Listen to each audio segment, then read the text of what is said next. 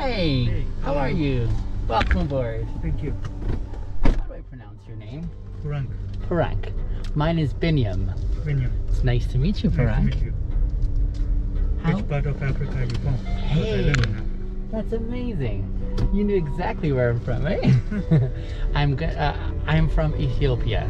Oh, wow. Yes. My dad was born in Asmara, so Oh, no way. yeah. That's amazing. Now, by ethnicity, you're East Indian, is that right? Yes. But your dad was born in Asmara. Yeah. That's amazing. And I lived in Ethiopia. You did you? That is pretty fantastic. How long did you live there for? I was 3 years in Ethiopia. 3 years in Ethiopia, okay. 12 years in Djibouti. So when did you move here? Africa is so beautiful. You know, there's no future basically. I've often wondered about that. I know what you mean when you're... Oh, I should have gone that way. I'll go around here again. So I was thinking about how, for example, people have said they'd love to go visit there. People are moving away from there because of the corruption, and so they miss home a lot, right? Mm-hmm. It's just one of those dynamics. It's just a challenging thing to see, isn't it? Like, I wouldn't mind living there. If I earned in Canadian dollars, then it would be fantastic to live there.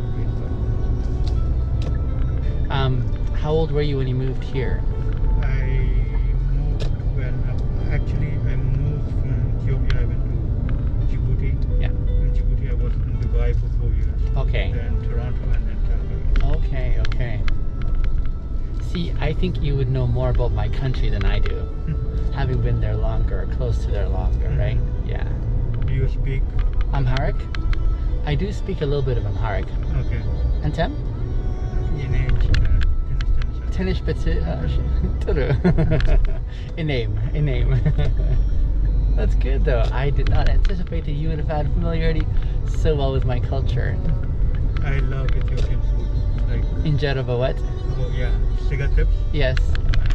But you know what? No. I'm going to be honest. I've yet to find a very good Ethiopian restaurant in Calgary.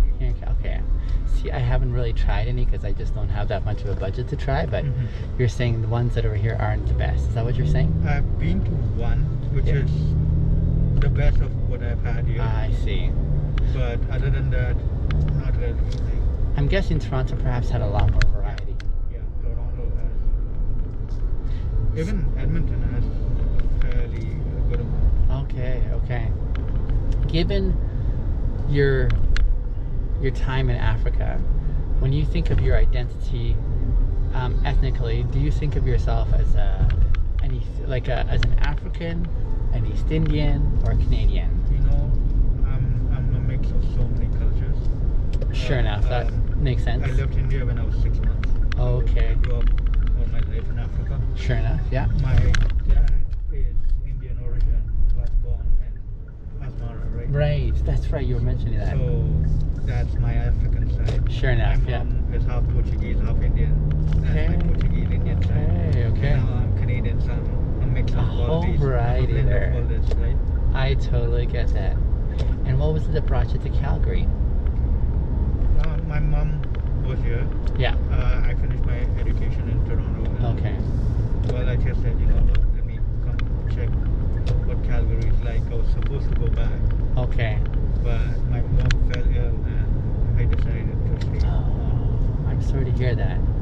Is she still ill? No, she's fine now. Oh, I'm glad to hear. I only ask with concern because my mom just passed away about a couple of months ago. Thank you.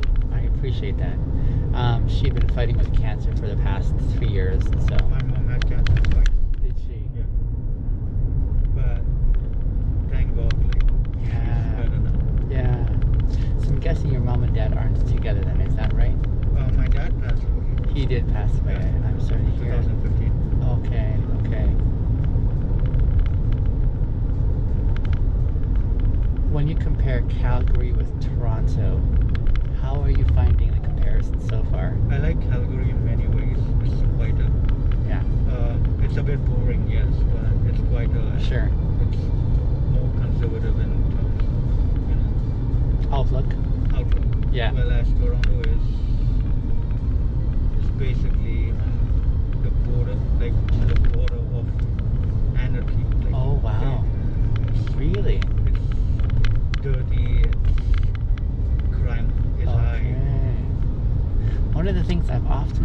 about big cities like that fascinates me. And now I've only been in Calgary. Like I just moved back a year ago. I was in Saskatchewan the last 7 years, but I've often been fascinated by how in big places like this where there's lots of people, how they're able to keep order with so many conflicting views, you know? Yeah, it just astounds me because that's a lot of people for the leaders to, you know, keep on the same page and lead. I'm intrigued by that. So you feel that Calgary is a better suited for you? To raise a family, it is better. Gotcha.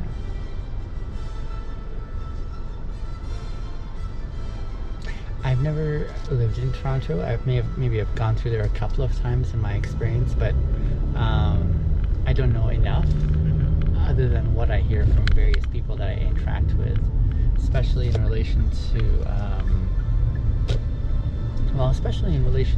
for example, the element of how densely populated it is there, and how the city always is active and there's lots of things going on at any time of the day or night. So I find that really intriguing. In addition to that, I also think about how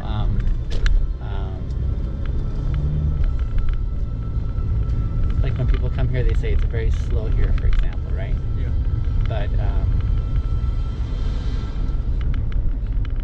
yeah, it's I often wonder if I would survive as well in Toronto, because I really enjoy being around people.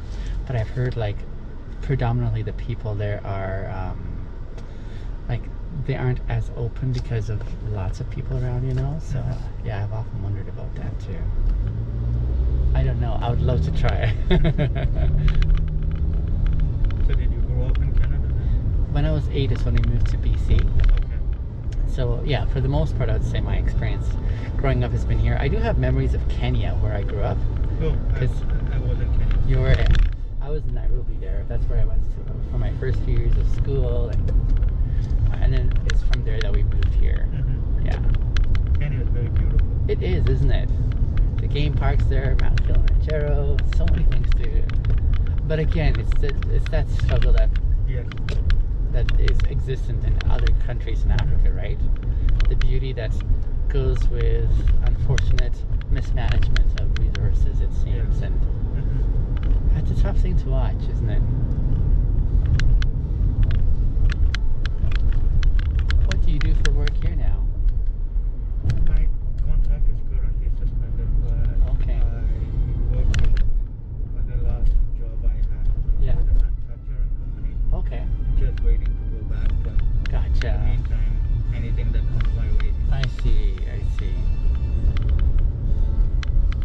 Yeah, so many are feeling that crunch right now, aren't they?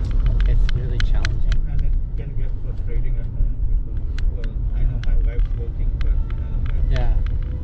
me being the man of the house, I should be working at home. That's a challenging thing, isn't It's it? a challenging thing to see my wife work and me not being able to bring the bread home, right? I hear you. And you know, in our culture, it's very... I know. It's a big thing. Now, part of our culture does not encourage us to talk about these areas. How are you and your wife in that department? Is it the kind of relationship where you do feel open to talk about it, or is that still a challenge? To be honest, Yes. like, what has helped us a lot is our faith. Both Okay. of us are Roman Catholic. Okay. By faith, like, Okay. So that's been really helpful that way. Yes, and we always say, you know what, if anything happens, it's because God willed it. Nothing happens for a reason, like without His Yes. Permission? permission. So Okay. even with this coronavirus, He Okay. permitted it to happen for a Okay. reason. So you know what, Yeah. just accept His will. And I see. So along those lines, you're trying to keep abreast of what you can control and what you can't control in relation to.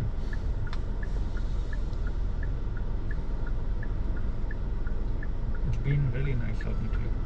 It's one of the first Uber rides that I've actually had a proper conversation with someone. Oh, seriously? I'm encouraged to hear you're enjoying it. And if you could give some input to others, what would you say? Because I haven't taken any Uber rides yet. I have wanted to take an Uber ride so I can get experience, but what would you say is really helpful? The driver's friendly.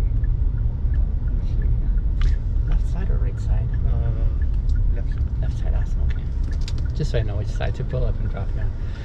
Okay. I wonder sometimes, Like, I enjoyed our conversation so much. me too. Like, now, Yeah. this is where I'm like, can I be friends with you? You know? I would love, yeah, that would be. Here, let me tell you something. I have some social media platforms that I have. Mhm. My big encouragement to my followers there is how we can connect meaningfully this way Mhm. with one another. I don't think it happens very often in this context, and I think a lot of people just struggle because they don't see it modeled. Mhm. With your permission now, I want to say I absolutely want to honor your no if you don't feel comfortable. Mhm. I would love to be able to share and say, hey, here's what this might look like for you in your own context. Mhm. Do you feel comfortable if I were to share some of our time together with my viewers? Now again, I would love to hear your no if you don't feel comfortable, because that's very sacred for me as well too. Sure. You feel comfortable with that? Mhm. Part of that dynamic for me, I would just want you to fill out a consent form if you're okay with the idea. Okay. Again, I would also send you like a link as well. Just happy to share what I do, and how I want to encourage others. Mhm. But if you're okay with that, I would love to be able to say to my viewers, here's what this could look like. Here's how we could actually connect meaningfully with one another, Mhm. in opportunities that we don't often foresee or choreograph, but I Mhm. think it's helpful. Yes.